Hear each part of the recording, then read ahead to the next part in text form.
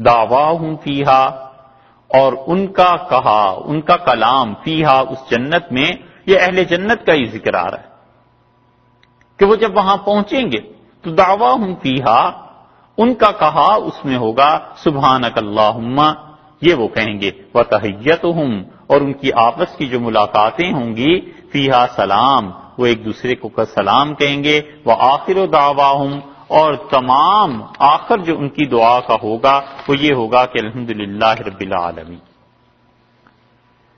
اس میں پہلا لفظ یہ ارشاد فرمایا 10ویں آیت میں کہ دعواہم فیہا، دعویٰ کا ایک مطلب تو سیدھا سادہ اردو زبان میں جو عدالت میں ہوتا ہے کہ دعویٰ دائر کر دیا اور اس کے خلاف یہ دعویٰ ہے، یہ مدعی ہے، وہ نہیں ہے یہاں ایک ترجمہ تو یہ اس کا ہے کہ دعواہم فیہا، اس جنت میں ان کا کلام،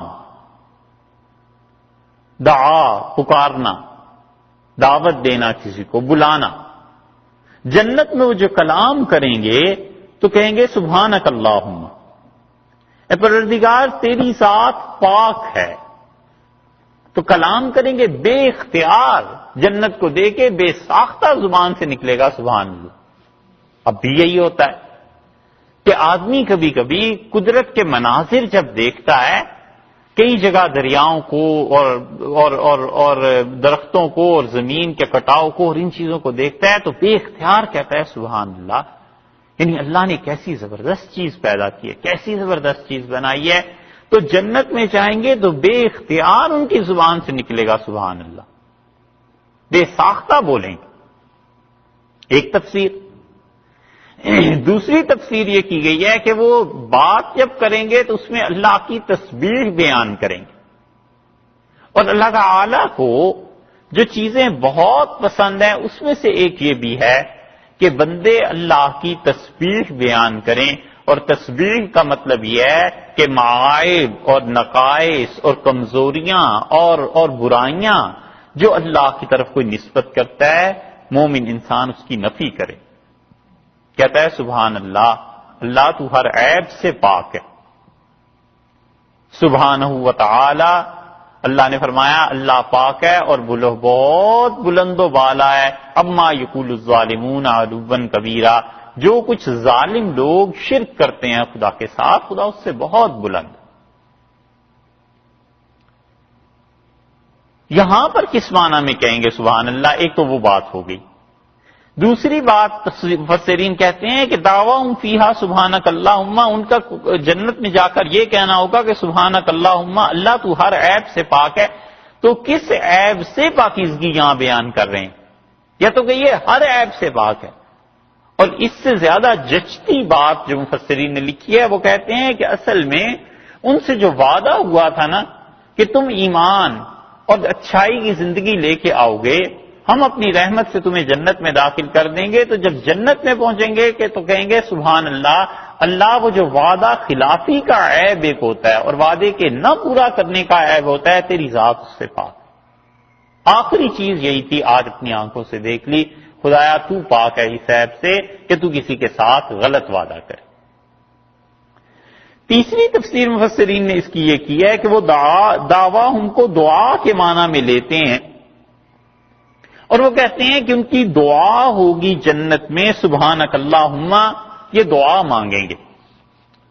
لیکن اس میں ایک زبردست اشکال جو بظاہر پیدا ہوتا ہے وہ یہ کہ سبحانک اللہم کا اگر آپ ترجمہ کر لیں تو ترجمہ تو یہی بنے گا کہ اللہ تیری ذات ہر عیب سے پاک ہے، اللہ پاک ہے تیری ذات۔ تو اس میں دعا کس چیز کی ہوئی؟ دعا تو کسی چیز کی طلب ہونی چاہیے نا، کس چیز سے پناہ میں رکھ یا فلاں چیز عنایت فرما دے، تو کوئی طلب تو ہے نہیں، پھر یہ دعا کیسی ہوئی؟ لیکن اس کا جواب بالکل آسان اور سادہ سی بات یہ ہے کہ یہ ہمیشہ نہیں ہوا کرتا کہ دعا میں ظاہر میں طلب ہی ہو، کبھی کبھی دعا کے الفاظ اس طلب کے قائم مقام بن جاتے ہیں، اس ڈیمانڈ کے۔ آسانی سے سمجھنا دیکھنا چاہیں تو کئی مرتبہ فقیر آتا ہے کہتا ہے اللہ تیرے بچوں کو سلامت رکھے، تو وہ جو کہتا ہے اللہ تیرے بچے جیئیں، اللہ تیرے بچوں کو سلامت رکھے، تو اس کا یہ مطلب تھوڑا ہی ہے کہ اللہ تعالیٰ سے وہ کوئی دعا مانگا ہے، وہ تو مطلب یہ ہے کہ وہ کہہ رہا ہے مجھے کچھ دے دو، یہی ہوتا ہے نا. اسی لیے فقہا نے لکھا ہے کہ السلام علیکم تم پہ اللہ کی سلامتی ہو. اب یہ دعا ہے نا، لیکن وہ کہتے ہیں کہ فقیر کے سلام کا جواب دینا واجب نہیں. وہ کہتے ہیں اس کی وجہ یہ ہے کہ وہ جو سلام آ کے کر رہا ہے وہ سلام نہیں کر رہا، وہ تو توجہ دلا رہا ہے کہ حضور کچھ مہربانی کر. تو دعا کے الفاظ ایسے بھی ہوتے ہیں کہ کوئی کسی کی تعریف کر دے. اسی لیے مسلم میں، بخاری میں کئی جگہ پہ آئی ہیں یہ روایات حدیث میں کہ رسول اللہ صلی اللہ علیہ وسلم جب دکھ محسوس کرتے تھے، کسی چیز کی تکلیف، کسی چیز کا دکھ، تو رسول اللہ صلی اللہ علیہ وسلم فرماتے تھے لا الہ الا اللہ العظیم الحلیم، اللہ تیرے علاوہ کوئی معبود نہیں ہے، العظیم الحلیم، اللہ تو بڑی عظمت والا ہے، اللہ بڑے حلم والے، بڑے برداشت کرنے والے. کائنات میں کیا کیا نافرمانیاں ہوتی ہیں، اور یہ اے پروردگار تیری ذات ہے جو ان سب چیزوں کو دیکھ کے برداشت کرتی. اور دوسرا جملہ ارشاد فرماتے تھے لا الہ الا اللہ رب العرش العظیم، اللہ کے علاوہ کوئی الہ نہیں ہے، رب العرش العظیم، عرش جیسی بڑی مخلوق، عرش جیسی بڑی سلطنت، عرش جیسی بڑی چیز کا پروردگار تو ہی ہے. اب اس میں آپ دیکھیں کوئی طلب نہیں ہے، لیکن دعا فرماتے تھے ایسے. اور تیسرا جملہ رسول اللہ صلی اللہ علیہ وسلم فرماتے لا الہ الا اللہ رب السماوات ورب الارض ورب العرش الکریم، اے پروردگار آسمان بھی تیرے قبضے میں، زمینوں کا مالک بھی تو، اور عرش جیسی عزت والی جگہ کا مالک بھی اللہ تو ہی ہے. تو تینوں جملے لا الہ الا اللہ العظیم الحلیم، لا الہ الا اللہ رب العرش العظیم، لا الہ الا اللہ رب السماوات ورب الارض ورب العرش الکریم، ان تینوں میں کوئی طلب نہیں ہے اور صرف اظہار ہے. تو مطلب یہ ہوا کہ اللہ اس دکھ کو ٹال دے. اسی لیے اسلاف جو تھے وہ کہتے تھے یہ دکھ کو، غم کو ہٹانے کی دعا ہے جو رسول اللہ صلی اللہ علیہ وسلم کرتے تھے، اور بہت کثرت سے صحابہ تابعین رضی اللہ عنہ پڑھتے تھے. ہم یہ نہیں کہتے کہ آدمی بزرگوں سے وظیفہ نہ پوچھے، مگر بزرگ ہزار وظیفہ بتائیں کہ یہ اسم پڑھو، یہ اسم پڑھو، یہ اس طرح ہے، یہ جلالی ہے اور جمالی ہے. ان چیزوں سے بلند ہو کے آدمی ان چیزوں کو کیوں نہیں پڑھتا جو رسول اللہ صلی اللہ علیہ وسلم نے فرمائی تھی. جتنا بھی بزرگوں کے کلام میں اثر ہو، لیکن جو رسول اللہ صلی اللہ علیہ وسلم پڑھا کرتے تھے وہ پڑھنا چاہیے. اس میں زیادہ طاقت ہے، قوت ہے، اس لیے کہ اللہ کی معرفت جتنی انہیں حاصل تھی کسی کو نہیں. اسی طرح دعا کی ایک اور چیز قرآن میں بھی آئی ہے. حضرت ایوب علیہ الصلوۃ والسلام انہوں نے کیا کہا؟ انہوں نے کہا رب انی مسنی الضر، اللہ مجھے بہت تکلیف پہنچ گئی. تو یہ ایک بات کی خبر پیش کی نا، رپورٹ پیش کی کہ اللہ بہت سخت تکلیف پہنچی ہے. وَأَنْتَ أَرْحَمُ الرَّاحِمِينَ، اور اللہ جتنے بھی رحم کرتے ہیں تو سب سے زیادہ مہربانی کرنے والا. نہ یہ اس میں کہا ہے، اس آیت کو صرف دیکھے تو نہ اس میں یہ کہا ہے کہ مجھے ٹھیک کر دے، نہ یہ کہا ہے کہ تکلیف پہنچی ہے تو دور کر دے. کتنا حسن ادب ہے عرض کرنے میں. اللہ کی جتنی معرفت کسی انسان کو نصیب ہوتی ہے اتنا ہی اللہ کے بارے میں محتاط ہو جاتا ہے. بچے کو نہیں پتا ہوتا نا کہ باپ ہے، ماں ہے، کیسی کیسی حرکتیں کرتا ہے، بال کھینچ لیے اور تھپڑ مار دیا یہ. اور جتنا جتنا شعور بڑھتا ہے کہ یہ قابل عزت چیزیں ہیں، اتنا اتنا بچہ پھر اپنے آپ کو ان آداب کے ساتھ پابند کر دیتا ہے. ایسے ہی جتنی اللہ کی معرفت بڑھ جاتی ہے، اللہ کی پہچان جتنی بڑھ جاتی ہے، آدمی اتنا ہی محتاط ہوتا ہے اللہ کے بارے میں کچھ کہنے سے. تو حضرت ایوب علیہ السلام اللہ فرماتے ہیں نعم العبد، کیا ہی اچھا بندہ تھا. ایک جگہ فرمایا انا وجدناہ صابرا، ہم نے اس اپنے بندے کو دیکھا بڑا صبر کرنے والا تھا، ہم نے اسے پایا ہے بڑا صبر کرنے والا. کوئی طلب نہیں، صرف یہ کہا ہے کہ انی مسنی الضر، مجھے تکلیف بہت زیادہ ہونے لگی ہے، وانت ارحم الراحمین، اور سب سے زیادہ مہربان تو آپ ہی ہیں. لیکن در حقیقت یہ دعا ہو گئی نا. تو اسی طرح دعواہم فیہا، مفسرین کہتے ہیں کہ وہ دعا مانگیں گے جنت میں سبحانک اللہم، اے اللہ تیری ذات پاک ہے، اس کا مطلب یہ ہوا کہ وہ شکر ادا کریں گے کہ دنیا کی تکالیف، مصائب، ان سب چیزوں سے اللہ تو نے نجات دی، تو یہاں لے آیا، اب اللہ اس کو قائم رکھ، اے پروردگار اس مہربانی اور اس عنایت پر ہمیشہ دوام رہے۔ دو تفسیریں، تین ہو گئی۔ چوتھی کی ہے، بعض مفسرین کہتے ہیں کہ دعا کا مطلب یہاں تمنا ہے۔ دعواہم فیہا، اہل ایمان جب جنت میں پہنچیں گے تو تمنا کریں گے کہ سبحانک اللہم، کہ اے اللہ تیری ذات ہر عیب سے پاک ہے، یعنی اس تسبیح میں لگے ہی رہے ہیں، اللہ تیری حمد و ثنا بیان ہی کرتے رہیں۔ اور اس کی بھی تائید ایک حدیث سے ہوتی ہے، رسول اللہ صلی اللہ علیہ وسلم نے فرمایا کہ لوگ جب اللہ تعالی کی زیارت کریں گے اہل ایمان تو اس کو دیکھ کے ذات پاک کو سب لوگ فرمایا سجدے میں گر جائیں گے، اور پھر کوئی نہیں جانتا کہ کتنی مدت لوگ سجدے میں پڑے رہیں گے، کیونکہ وہاں دن اور رات کا تو کوئی تصور ہوگا نہیں، اللہ ہی جانتا ہے، لاکھوں سال کا سجدہ ہو، کروڑوں برس کا ہو، ایک لمحے کا ہو، پتہ نہیں کیا ہو، لیکن لوگ سجدے میں گر جائیں گے خدا کو دیکھ کے، اور وہ بہت طویل مدت ہوگی۔ تو اس لیے وہ مومن انسان وہاں پہنچ کر بھی وہ خدا کی تسبیح، اور اسی کی تائید ایک اور حدیث سے بھی ہوتی ہے کہ رسول اللہ صلی اللہ علیہ وسلم، مومن انسان جب قبر میں جاتا ہے تو وہ فرشتے جب حساب کے لیے آتے ہیں تو وہ کہتے ہیں، اور فرمایا ہر ایک کو یہ منظر دکھایا جاتا ہے جیسے سورج ڈوب رہا ہے، تو وہ فرشتوں سے کہتا ہے دعونی للصلاۃ، فرشتے پوچھتے ہیں تیرا پروردگار اور تیرا دین، وہ کہتا ہے چھوڑو مجھے نماز پڑھنے دو، عصر کی نماز کا وقت جا رہا ہے، مجھے نماز پڑھنے دو۔ تو یہ وہی آدمی تھا جو دنیا میں خدا کی بندگی، اطاعت، نماز کا پابند رہا، وہ کہتا ہے ہٹو مجھے نماز پڑھنے دو۔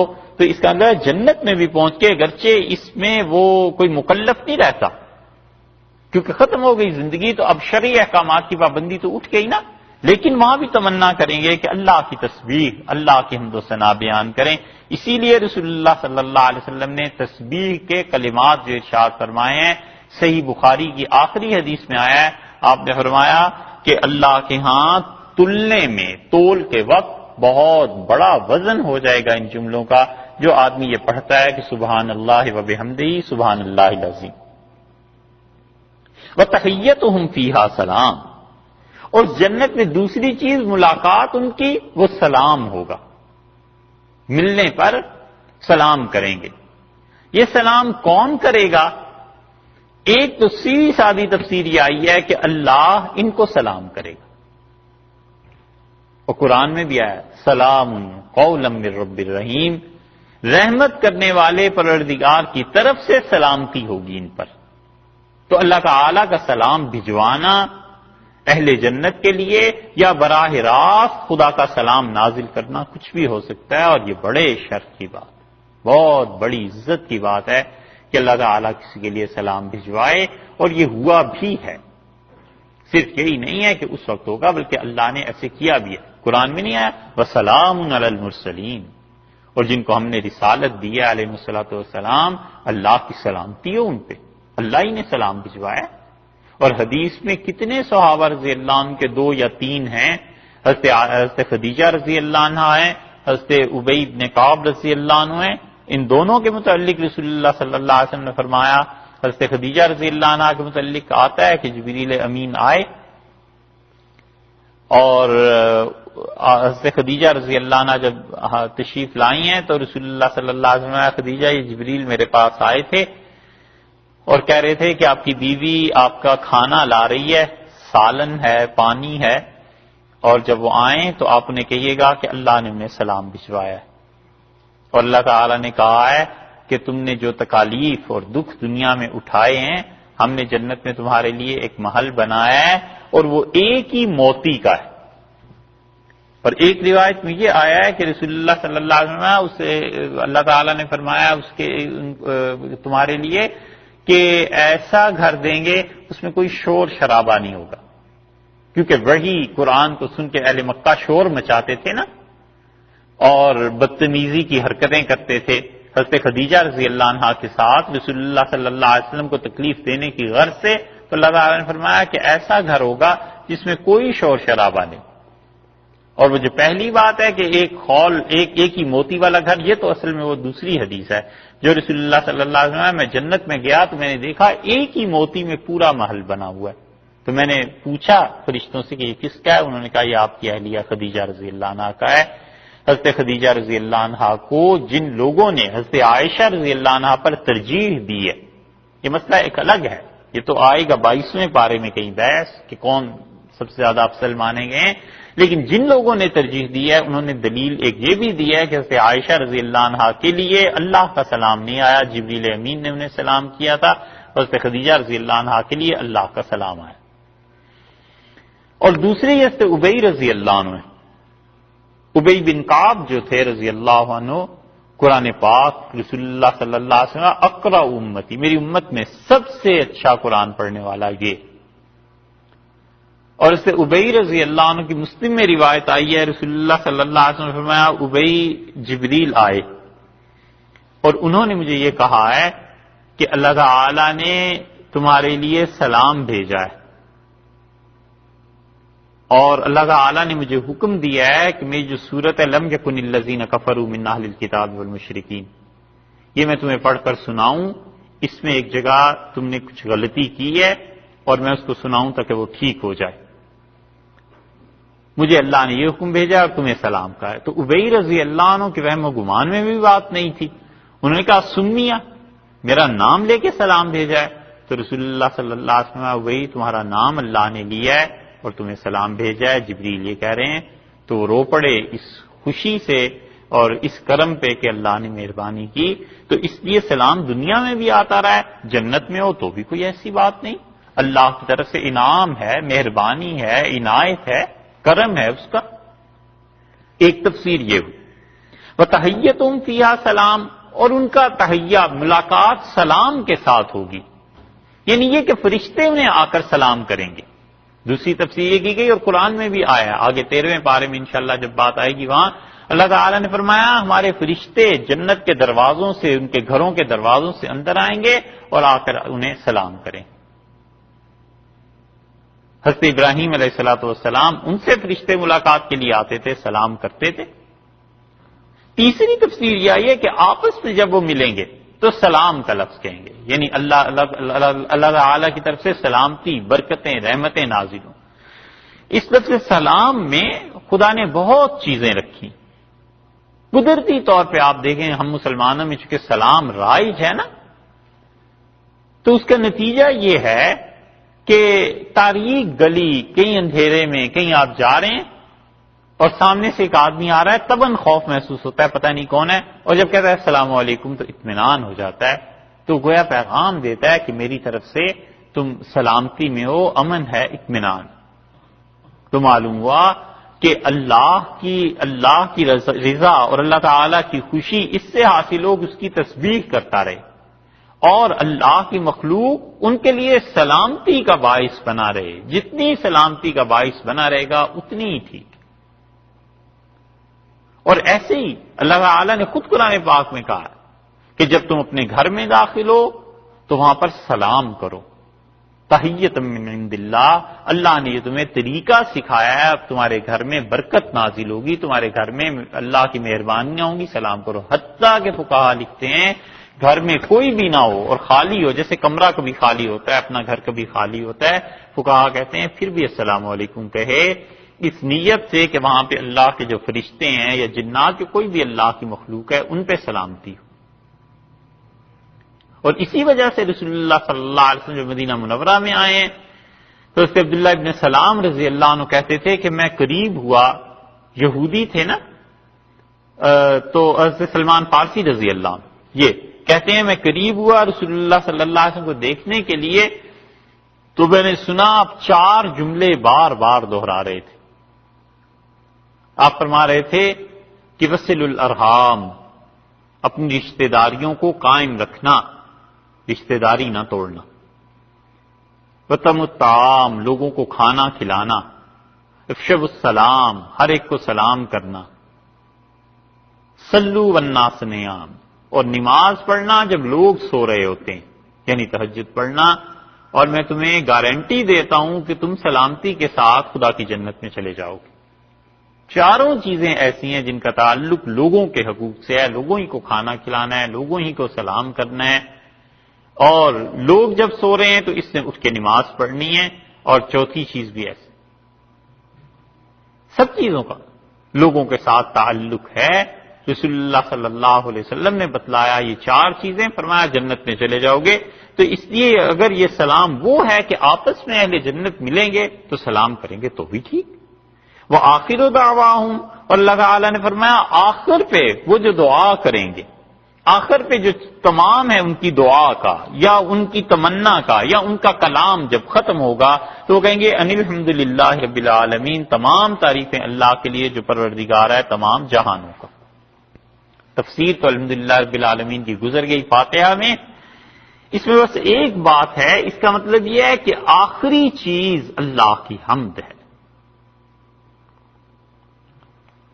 ہر چیز کا انجام، اختتام اللہ نے سکھایا وہ اللہ کی تعریف ہے، حمد ہے اللہ کی، اور شکر سے بھی زیادہ ہے یہ چیز۔ شکر تو کسی نعمت کے مقابلے میں آتا ہے نا کہ اللہ تیرا شکر ہے اس چیز پہ، اس چیز پہ، اس چیز پہ، اور الحمدللہ ہر چیز پہ کہ اللہ تیری لیے ساری تعریفیں، تمام تعریفات کا مستحق اور مالک اللہ ہے۔ اسی لیے رسول اللہ صلی اللہ علیہ وسلم نے جتنی بھی دعائیں آپ پڑھتے ہیں اکثر دعاؤں میں آتا ہے الحمدللہ، یعنی کام پورا ہو گیا اس پہ کہا الحمدللہ، کھانا کھا لیا اب کہا الحمدللہ الذی اطعمنی وسقانی وجعلنی من المسلمین، اللہ کا شکر ہے جس نے کھلایا پلایا مسلمان بنایا۔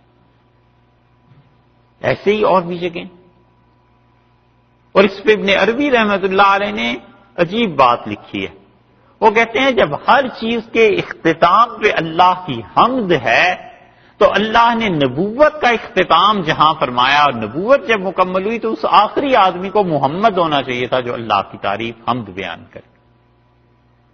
تو انہوں نے کہا رسول اللہ صلی اللہ علیہ وسلم کا نام اس لیے بھی محمد ہے کہ اللہ کی حمد و ثنا ان سے بہتر کسی نے نہیں کی، بس جب کام پورا ہو گیا، رسالت پوری ہو گئی تو ان کا اس میں گرامی کیا ہے۔ اور اسی لیے رسول اللہ صلی اللہ علیہ وسلم نے اسی طرح سے ارشاد فرمایا ہے کہ قیامت میں جب سختی اپنے عروج کو پہنچ جائے گی تو میں اللہ تعالیٰ کے سامنے جا کر سجدہ کروں گا، اور اللہ کچھ چیزیں مجھے عنایت فرمائے گا جو خاص طور پر اس کی حمد و ثنا کی ہیں، تو میں اللہ کی حمد، اللہ کی تعریف ایسے جملوں کے ذریعے بیان کروں گا جو میں نہیں جانتا، بس قیامت کے دن مجھے سکھائے جائیں گے، اور اللہ اپنی اس تعریف سے خوش ہوگا، اور اللہ تعالیٰ مجھ سے پوچھیں گے کہ آپ کہیے کیا کہتے ہیں، تو پھر میں درخواست کروں گا کہ حساب ہو۔ یہ تفصیل سے طویل ایک روایت ہے جو پہلے اس سے گزر گئی پچھلے برس۔ تو اللہ کی حمد آخر پہ، اہل جنت بھی جن کاموں سے فارغ ہوں گے خدا کی حمد بیان کرتے رہیں گے، یہ اللہ کا ذکر ہے جو وہاں بھی جاری رہے گا۔ اسی لیے رسول اللہ صلی اللہ علیہ وسلم نے ارشاد فرمایا کہ قیامت میں جنت میں لوگوں کو اللہ کی تسبیح، اللہ کی حمد و ثنا ایسے الہام کی جائے گی جس طرح تم سانس لیتے ہو۔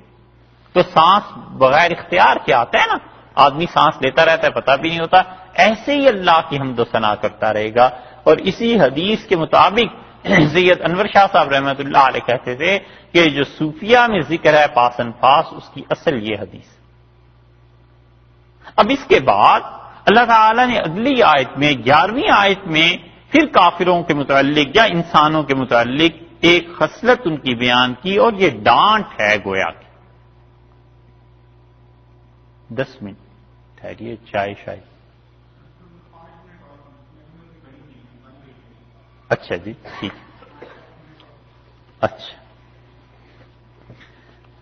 اللہ تعالیٰ نے ارشاد فرمایا اگلی 11ویں آیت میں کہ بولو یعجل اللہ، اور اگر اللہ تعالیٰ یہ کرتا جلدی، للناس لوگوں کے لیے، الشر برائی، اللہ لوگوں کے ساتھ برائی کا معاملہ کرتا، شر استعجالہم بالخیر، اور جیسے یہ لوگ جلدی کرتے ہیں بھلائی میں کے کاموں میں، جتنی جلدی یہ لوگ مانگتے ہیں کہ ہمارے ساتھ بھلائی کی جائے، اگر اللہ ایسے ہی لوگوں کے ساتھ شر کرتا لقضی الیہم اجلہم، تو پھر مدت تمام ہو گئی ہوتی، پوری کر چکے ہوتے اپنی عمر، اجلہم ان کی عمر۔ فنظر الذین، سو ہم کیا کرتے ہیں، چھوڑ دیتے ہیں، ہم ان کو ان کو ترک کر دیتے ہیں. لا یرجون لقاءنا، جو لوگ ہماری ملاقات کی کوئی امید نہیں رکھتے. فی طغیانہم، ہم ان کی شرارتیں میں انہیں چھوڑ دیتے ہیں. یعمہون، اور وہ لوگ اندھے ہو جاتے ہیں. یہ ارشاد فرمایا گیا کہ لوگ ہم سے دعا مانگتے ہیں شر کی، برائی کی، اور اگر ہم لوگوں کو اسی طرح برائی، لوگوں کے ساتھ برا رویہ اختیار کر لیں، کرنا شروع کر دیں جیسے ہم لوگوں کو خیر کے ساتھ پیش آتے ہیں، تو پھر ان کی مدتیں کب کی ختم ہو گئی ہوتی، مر کھپ گئے ہوتے، عمر ختم ہو جاتی. اور جو لوگ اللہ سے ملاقات کا کوئی کھٹکا نہیں، کوئی امید انہیں نہیں ہے، وہ گمراہی میں پڑے ہوئے ہیں اور اندھے ہو گئے ہیں، ہم نے انہیں چھوڑ دیا. پہلی بات تو یہ ہے کہ یہ آیت کریمہ نازل کس کے بارے میں ہوئی ہے؟ کچھ مفسرین کا خیال تو یہ ہے کہ اللہ تعالی نے یہ آیت نازل کی ہے کفار کے بارے میں. یہ دونوں آیات جو ہیں، یہ بھی اور 11 نمبر اور 12 نمبر ہے ایک ہی بات، اس لیے اس کو بھی لے لیتے ہیں، پھر ساری بات کر لیتے ہیں. وَإِذَا مَسَّ الْإِنسَانَ الضُّرُّ، اور جب انسان کو تکلیف پہنچتی ہے، دعانا، ہم سے دعائیں مانگتا ہے، لِجَنبِهِ، جب وہ لیٹا ہوا ہوتا ہے، پکارتا ہے ہمیں، او قاعدن، یا وہ انسان بیٹھا ہوا ہوتا ہے، او قائما، یا جب وہ کھڑا ہوا ہوتا ہے، ان تینوں حالتوں میں ہم سے دعا مانگتا رہتا ہے جب اسے تکلیف پہنچتی ہے. فلما، اور جب کشفنا، ہم دور کر دیتے ہیں، عنہ، اس شخص سے، ضرہ، اس کی تکلیف کو، مرہ، تو وہ ایسے چلا جاتا ہے، وہ ایسے ہٹ جاتا ہے ہم سے، کألم یدعونا الی ضر، جیسے تکلیف کے وقت، مسہ، جب اسے تکلیف یہ پہنچی تھی، اس نے ہمیں کبھی یاد ہی نہیں کیا تھا. یہ اس کی حالت.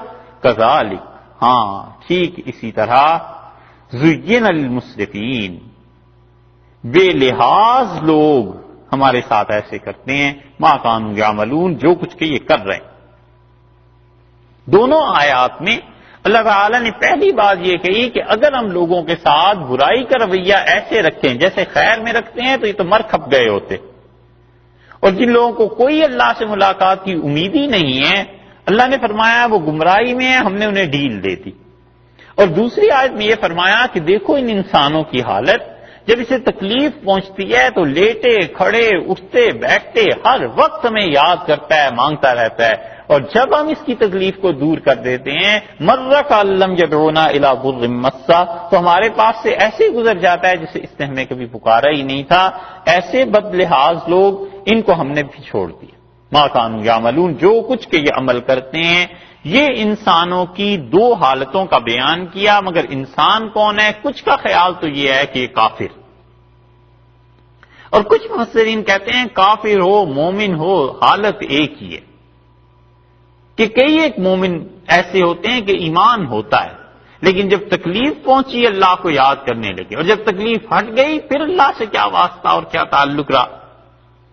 اور شر کی حالت میں جب انسان کو تکلیف پہنچتی ہے تو بالعموم قرآن یہ بتاتا ہے کہ اس کی 3 حالتیں ہو جاتی ہیں.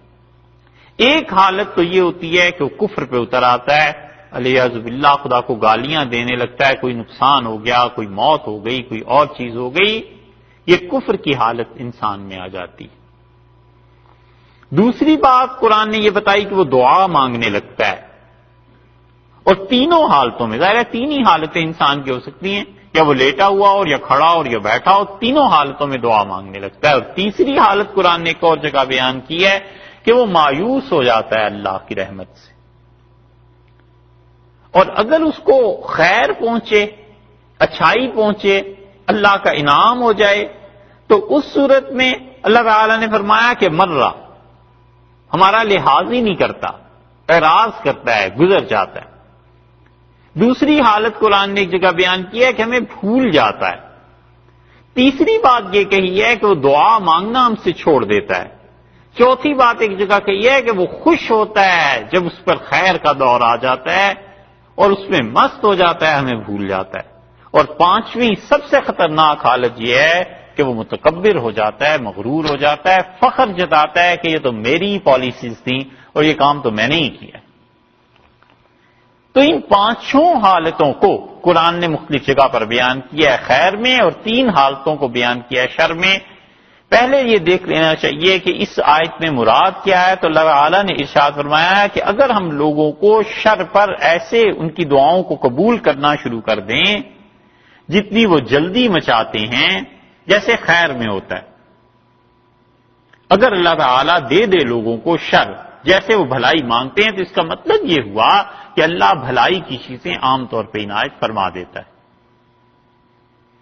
کیونکہ بات آگے وہی لائے ہیں نا کہ اگر ہم لوگوں کی ایسے ماننے لگ جائیں جیسے ہم ان کی دعائیں قبول کرتے ہیں خیر میں، ایسے ہی ماننے لگ جائیں شر میں بھی، تو لوگ مر جائیں۔ اس کا مطلب یہ ہوا کہ خیر کی دعائیں اکثر قبول ہو جاتی اور شر کی دعا قبول نہیں ہوتی۔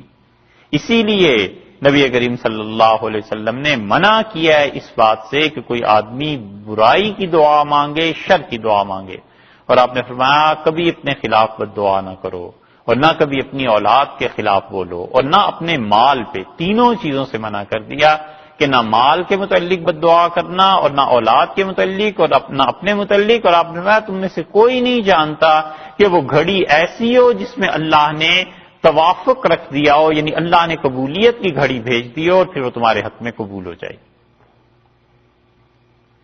2 ہجری میں غزوہ بواد جب ہوا ہے، بدر سے پہلے، ربیع الاول 2 ہجری میں، یہ تو ہوا ہے رمضان میں نا بدر، اس سے پہلے رسول اللہ صلی اللہ علیہ وسلم ایک قافلے کے ساتھ تشریف لے گئے تھے، اور اطلاع تھی کچھ کافروں کے جمع ہونے کی، اور اس میں حضرت جابر رضی اللہ عنہ کہتے ہیں کہ ایک اونٹنی تھی اور ایک انصاری صحابی رضی اللہ عنہ تھے، وہ اونٹنی نے شرارتیں جب شروع کی تو انہوں نے کہا اللہ کی لعنت ہو اس پہ۔ تو رسول اللہ صلی اللہ علیہ وسلم نے فرمایا یہ کون ہے لعنت کرنے والا اور کس چیز پہ کی گئی؟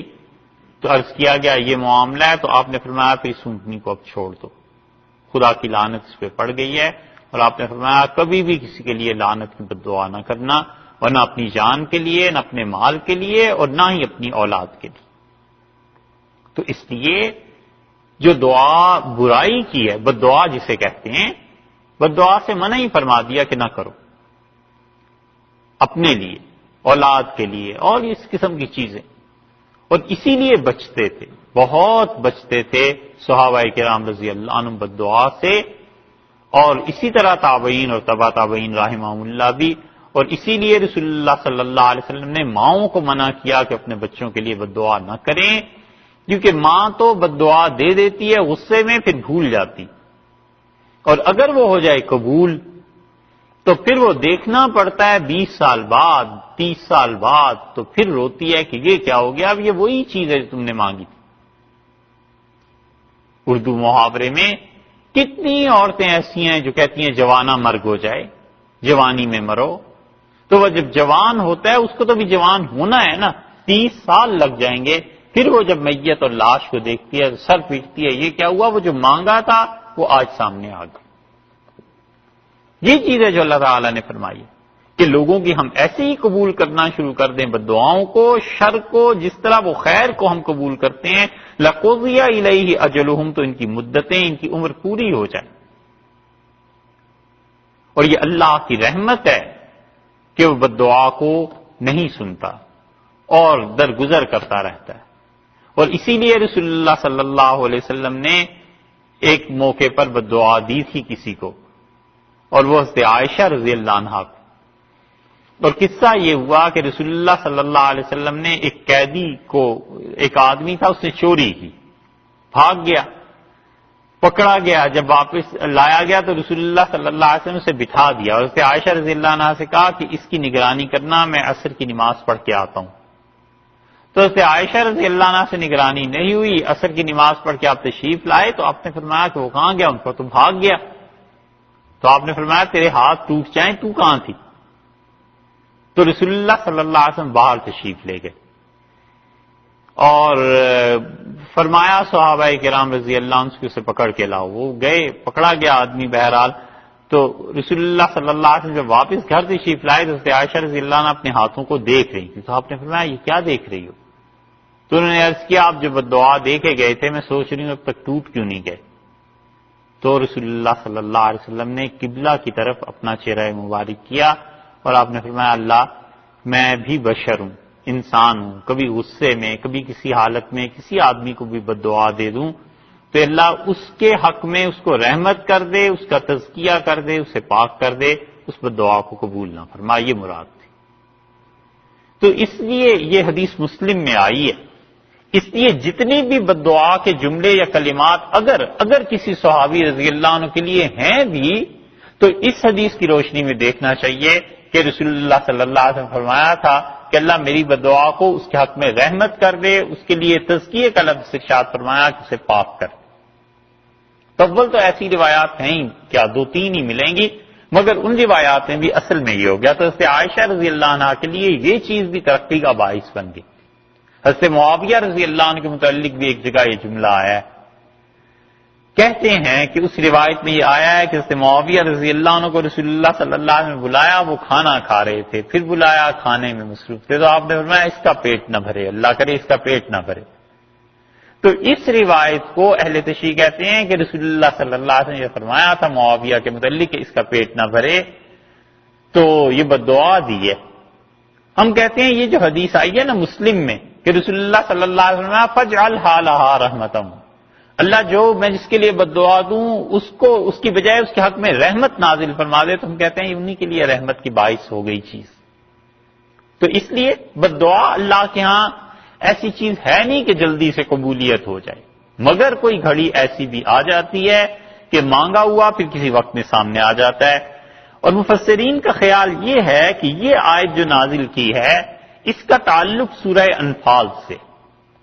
سورہ انفال میں پچھلے برس جو بات تھی یاد ہو آپ کو، تو اہل مکہ نے بد دعا کی تھی نا بیت اللہ میں آ کے کہ اللہ اگر محمد صلی اللہ علیہ وسلم سچے ہیں، تیری طرف سے ہیں، تو آسمان سے پتھر برسا ہم پہ عذاب بھیج۔ تو اللہ تعالیٰ نے فرمایا تھا کہ ہم ان پہ عذاب بھیج دیتے اسی وقت جب یہ مانگ رہے تھے بیت اللہ میں کھڑے ہو کے۔ 2 چیزیں تھیں جس کی وجہ سے عذاب نہیں بھیجا۔ ایک تو بات یہ تھی کہ آپ جیسی شخصیت وَمَا كَانَ اللَّهُ لِيُعَذِّبَهُمْ وَأَنْتَ فِيهِمْ، آپ جیسی محترم شخصیت ان میں موجود ہو اور ہم اپنا عذاب بھیج دیں ہماری شان کے خلاف۔ آپ کا وجود مبارک رکاوٹ تھا عذاب میں، اب آپ آ گئے ہیں مدینہ منورہ، اب یہ مانگیں ہم سے۔ اور دوسری چیز یہ تھی کہ اللہ انہیں عذاب نہیں دے گا کیونکہ یہ استغفار کرتے ہیں۔ ان میں کچھ لوگ ہیں جو استغفار کرتے ہیں۔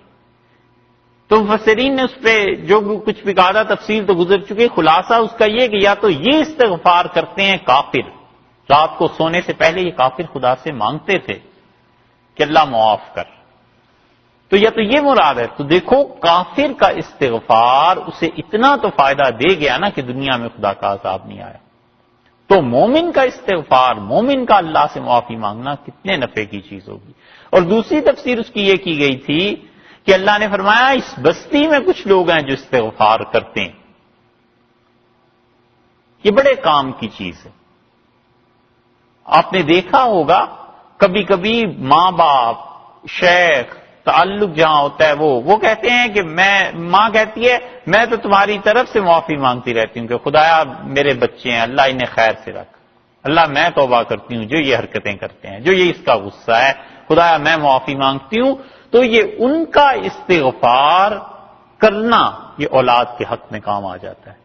قرآن نے کہا ہے کہ ہم نے اس لیے عذاب نہیں دیا کہ ایک تفسیر کے مطابق اس مکہ میں کچھ لوگ استغفار کرتے ہیں، تو مکہ میں جو بوڑھے مسلمان بیچارے بچے عورتیں ہیں جو کچھ نہیں ہجرت نہیں کر سکتے تھے، غریب جن کا کوئی سہارا نہیں تھا، وہ اللہ سے معافی مانگتے رہتے تھے، ان کی معافی کی وجہ سے خدا نے کافروں پہ عذاب نہیں بھیجا۔ اس لیے یہ جو سفید بال ہو جاتے ہیں نا یہ بڑی قدر کی چیز ہے، بڑے کام کے یہ لوگ ہیں۔ بوڑھا آدمی کچھ اس نے کما کے نہیں لانا، نہ لینے میں نہ دینے میں، اور بیمار ہو جائے، کوئی بیماری ایسی ہو جائے، کینسر، فالج، کوئی چیز بیچارہ پڑا ہوا ہے، گھر خدمت میں لگے ہوئے ہیں سب اس کی، لیکن دیکھو اس کی وجہ سے اتنی برکتیں نازل ہوتی ہیں کہ سارے بہن بھائی آرام سے رہے، اور جب اس کا جنازہ نکلا گھر سے بس اس دن اختلاف پڑ جاتا ہے۔ اگر آدمی محسوس کرنے والا ہو، سوچنے والا ہو تو اس پہ سوچے وہ جو برکتیں اس کی وجہ سے چلی گئیں وہ کیا ہوں، بڑے قدر کی، بڑے کام کی چیز ہے، لیکن لوگ اس کو سمجھتے نہیں ہیں۔ یہ چیز ہے اور تیسری چیز کیوں نہیں مانی ان کی اللہ نے، کہ دو چیزیں ہوگی، ایک رسول اللہ صلی اللہ علیہ وسلم کا وجود مسعود اور ایک ان کا استغفار۔ تیسری مفسرین کہتے ہیں کہ یہ کہ اللہ نے فرمایا اگر ہم ان کے کہنے پہ اسی طرح عذاب بھیج دیتے جیسے یہ کہہ رہے تھے، اسی طرح مان لیتے جیسے خیر کو ہم مان لیتے ہیں، لوگوں کی اچھی دعاؤں کو ہم قبولیت دیتے ہیں، تو یہ تو اسی دن ختم ہو جاتے۔ لَقُضِيَ إِلَيْهِمْ أَجَلُهُمْ، ان کی عمریں ختم ہو جاتی۔ تو دیکھو جو اتنے غیر محتاط لوگ ہیں جو بددعائیں دیتے ہیں، جنہیں پتہ ہی نہیں ہے کہ اللہ کی قدرت قاہرہ جب نازل ہوتی ہے تو اس کی کیا اثرات مرتب ہوتے ہیں۔ فَنَذَرُ الَّذِينَ لَا يَرْجُونَ لِقَاءَنَا، ہم نے چھوڑ دیا ہے ان لوگوں کو، ہم نے ڈھیل دے دی ہے، ہمیں پرواہ ہی نہیں ہے ان لوگوں کی، لا يَرْجُونَ لِقَاءَنَا، جو ہماری ملاقات کی امید نہیں رکھتے، جنہیں کھٹکا ہی نہیں ہے، جنہیں خوف ہی نہیں ہے کہ ہمارے پاس آنا ہے، وہ بددعائیں دیتے رہتے ہیں، ہم نے بھی انہیں چھوڑ دیا ہے۔ یہ وہی آگے نا لفظ پہلے بھی آیا تھا نا، لا یرجون لقاءنا، انہیں ہماری ملاقات کا کھٹکا نہیں یا خوف نہیں یا امید نہیں، وہی دوبارہ آ گئے کہ ایسے لوگ۔ اور کہاں چھوڑ دیا ہے؟ فی طغیانہم، اللہ نے فرمایا کہ ہم نے انہیں چھوڑ دیا ہے ان کی شرارتوں میں بہکے ہوئے پھرتے ہیں۔ یعنی آدمی یہ چاہتا ہے کہ نیکی کا بدلہ بھی جلدی ملے، اور برائی ہے، بددعا ہے، وہ بھی جلدی قبول ہو۔ تو فرمایا اگر ہم یوں برائی اور وبال نازل کرنا شروع کر دیں تو پھر تو بات ہی ختم ہو جائے۔ اس لیے جو لوگ ہم سے نہیں ملنا چاہتے انہیں کوئی کھٹکا ہی نہیں ہے، ہم نے بھی چھوڑ دیا۔ اسی معنی میں قرآن میں دوسری جگہ آیا کہ نسوا اللہ، لوگوں نے اللہ کو بھلا دیا، فنسیہم، اللہ نے لوگوں کو چھوڑ دیا، اللہ لوگوں کو بھول گیا۔ تو بھولنا اس معنی میں نہیں ہے کہ اللہ کو یاد نہیں رہا، مطلب یہ کہ خدا نے بھی ڈھیل دے دی۔ اللہ تعالیٰ کی صفات آ جائے گا ایک جگہ، وہاں پہ عرض کریں گے کہ اللہ کی صفات فعلیہ میں اور حقیقی صفات ثابتہ میں کیا فرق ہے۔ 8 صفات جن پہ اللہ کے ہاں ایمان لانا ضروری ہے، وہ کیا ہے؟ اس کی ایک چیز وہ جو گزری ہے نا، استوى علی العرش، کہ اللہ اپنے عرش پر غالب ہوا، انشاءاللہ اس کے متعلق بات کریں۔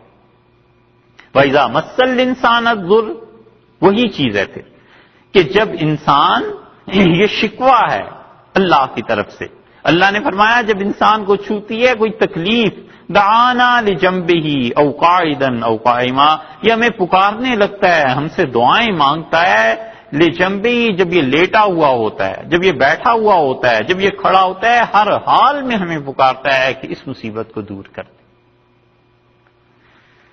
اب یہاں پر انسان سے کیا مراد ہے؟ ایک مفسرین کا گروہ اس طرف گیا ہے کہ اس سے مراد کافر ہے، کہ کافر انسان ہم سے مانگتا ہے، کہتا ہے کسی طرح خدا اس تکلیف کو ہٹا دے۔ اور بہت سے مفسرین گئے اس طرف، وہ کہتے ہیں سارے ناشکرے، کافر ہو کہ مومن ہو، ناشکرہ آدمی۔ اس حالت میں بھی جب تکلیف پہنچے انسان کو تو اللہ سے مانگنا، کیا یہ درست ہے؟ کیا یہ صحیح ہے؟ تو اس کا جواب یہ ہے کہ بالکل صحیح، مصیبت میں ہی صحیح، اللہ کو یاد تو کرے۔ اسی لیے سورہ نام میں آپ کی نظر سے بات گزر چکی کہ اللہ تعالیٰ نے فرمایا ہم نے ان پہ مصیبتیں بھیجیں لعلہم یتضرعون، تاکہ روئیں میرے سامنے آ کے، گڑ گڑائیں، معافی مانگیں۔ اور جب انہوں نے معافی نہیں مانگی، نہیں روئے، پھر ہم نے بھی چھوڑ دیا۔ تو اس اعتبار سے یہ تکلیف، مصیبت، پریشانی میں بھی جو مومن اللہ کو یاد کرتا ہے نا، یہ بھی بہت بڑی بات ہے۔ وہ جو اللہ کو یاد کرنے کی بات ہے، وہ اس سے جو بڑی مصیبت آنی تھی اس کی وجہ سے رک جاتی۔ تو اس لیے انسان سے مراد، کافر بھی مفسرین نے لیے، اور انسان سے مراد ہر انسان ناشکرہ، جو مومن ہو جو کافر ہو، سب مراد ہو سکتے ہیں۔